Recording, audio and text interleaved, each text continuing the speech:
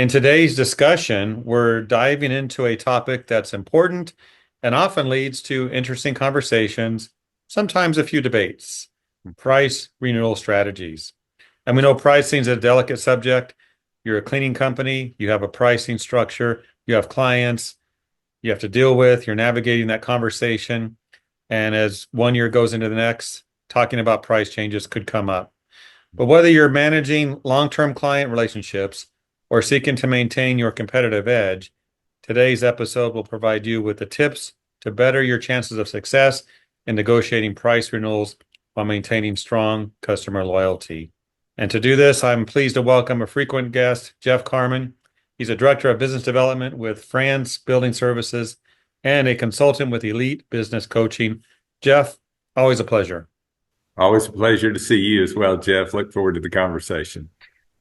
I guess the best way to start the conversation today, Jeff, is to figure out the right time to approach a customer for a price renewal. Talk about that strategy. Yeah, and I'm going to kind of answer it three ways. The first thing I would say is right off the bat, just in terms of timing with a customer, is to find out when each customer's budget season begins. And we'll talk about that a little bit later. But that's from a timing standpoint, getting in front of their budget season so that you can get any kind of pricing information to them there. Secondly, I think it's appropriate to kind of condition, if you will, customers for annual price increases. We've got it built into our contract that we can increase the price, but I think it's good for them to understand that your prices, your cost of service is increasing every year. And so it's good to get them in that cycle. And then one other that I would say, and this is sometimes pops up, is when we develop our proposed pricing, we're estimating man hours and we're estimating what we're going to pay our folks, and that's where most of the cost is. Sometimes we get into a situation where it just takes a whole lot longer than we thought it was going to take. And so we've advised people before, if you go 3 or 4 months and you're barely breaking even or not making enough money, I think it's appropriate to approach a customer in humility and share with them that, hey, we messed up here, or we made a mistake. It's taking us longer.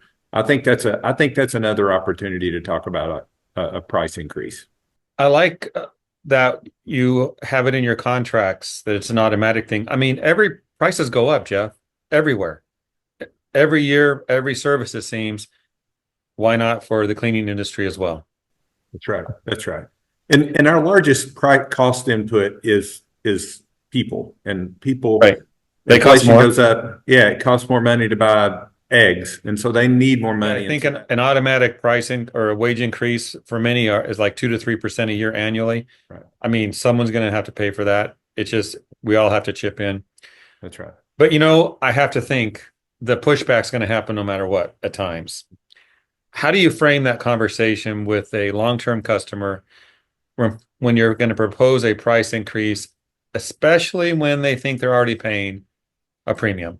That's right. Yeah, it's a good question. And I've told people before, there's nobody that's sitting around budget time and looking at their budget and going, you know what, we need to spend more money on janitorial this year. Absolutely nobody says that. And so I think the best way to approach it is to approach it, say, maybe like an attorney would in presenting a case. And so a good attorney is going to gather all the facts and then present the case and present their view to try to convince somebody to do something. And so when I say facts, I think that the things that we need to gather and bring forward would be what are the cost of wages in a market area. And so you can go to Indeed, you can go to school systems, you can look at school systems websites and get wage prices of wages in the area. I think you can, if your janitorial supplies have went up, just some examples of the way things have went up. And so that's the case for the dollars. But I think that presenting the case that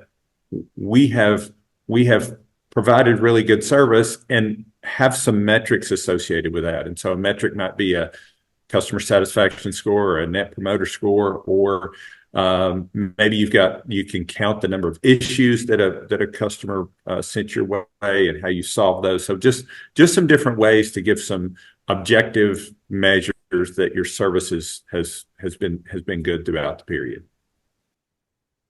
Those are some good strategies. are there other tactics you can use to demonstrate added value during this negotiation?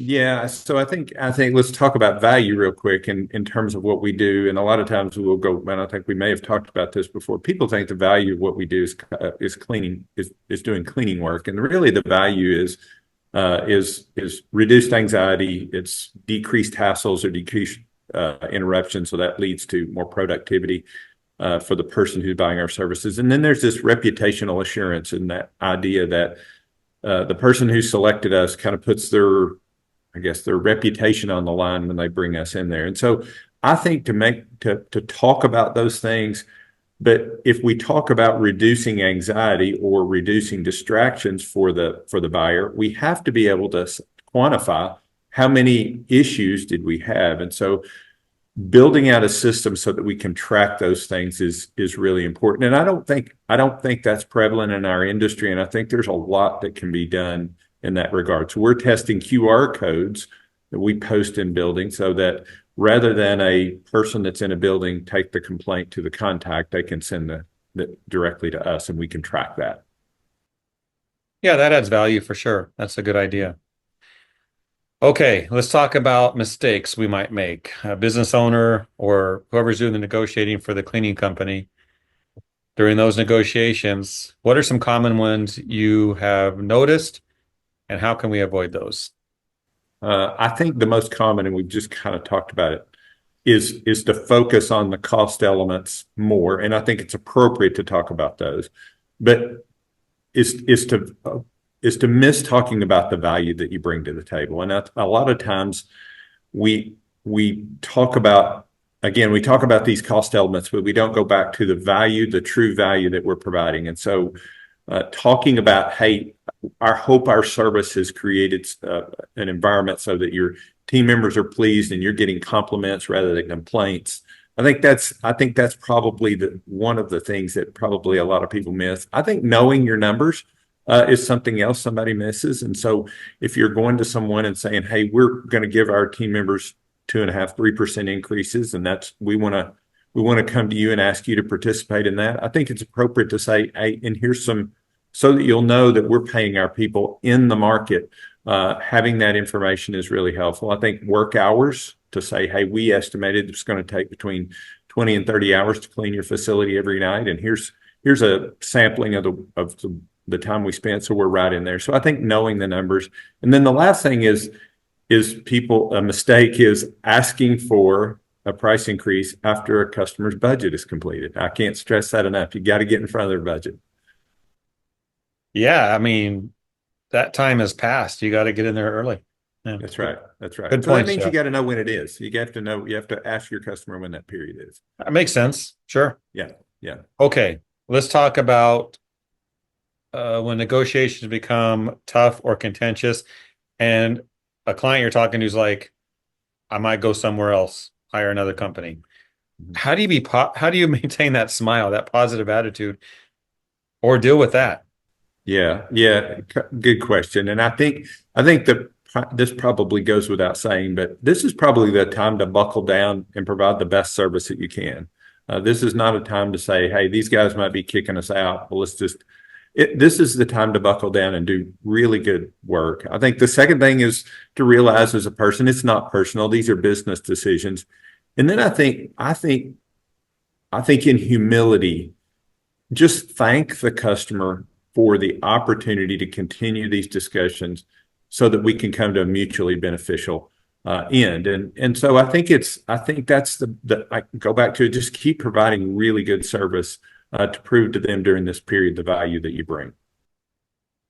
Yeah, those honest conversations will go a long way. And when they see the value, they understand they have to pay for that. Business people are smart people. Yeah, that's right. Let's get some final words of advice from you, Jeff. Those who are watching the program, they're dealing with price negotiations. What strategies might you share, or final words to help them get this done? Yeah, we do this. I think it's appropriate I think it's wise to keep a roster of your customers and an ongoing month over month check on profitability on the customers and on everything that you have. And so that as you approach a year, you can look at your customers and say, here's 6 or 8 customers that we really need to think strategically about moving their price.